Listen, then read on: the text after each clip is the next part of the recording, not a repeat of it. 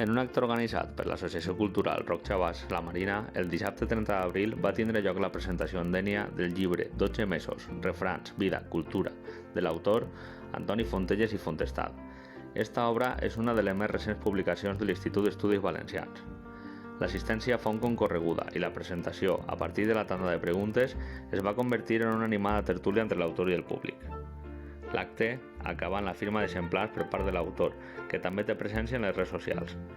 En esta presentació, l'Associació Cultural Roc Xavàs La Marina continua en les seues activitats de l'any 2022 una volta ha passat lo pitjor de la pandèmia.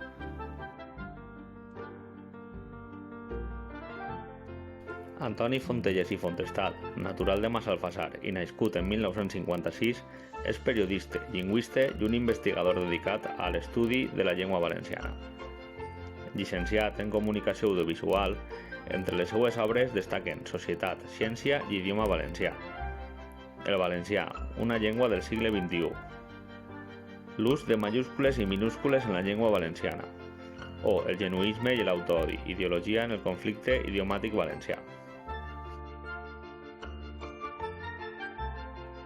Va ser director dels cursos de Llengua i Cultura de l'Orrat Penat. En l'actualitat és membre de l'Institut d'Estudis Valencians, entitat editora de l'obra i dedicada a l'estudi i defensa de la cultura valenciana.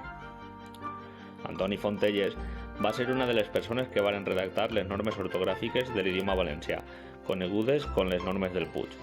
És coautor de la gramàtica valenciana que ja ha sigut reeditada en diverses ocasions. 12 mesos, refrans, vida, cultura és una obra que aborda l'estudi dels refrans en llengua valenciana, lligat als mesos i a les estacions. L'autor aprofita este tema per a repassar multitud de refrans que reflejen la importància del clima i de l'oratge en l'organització de la vida en el món rural. Recupera molts refrans lligats a moments senyalats de l'any i al santoral, que marcaven el ritme de la vida en una societat valenciana encara molt rural. Esta obra pot ajudar a que molts lectors recorden refrans que van escoltar a les persones majors de la seva família o descobrir uns altres.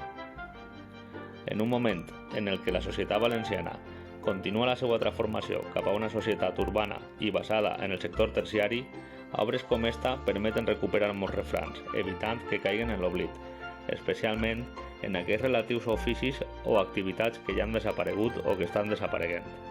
Per altra part, també nos parla de l'origen del nom dels mesos, dels calendaris que han ideat les diferents civilitzacions per a organitzar el temps a lo llarg de l'any, aportant informació que fan la lectura molt interessant.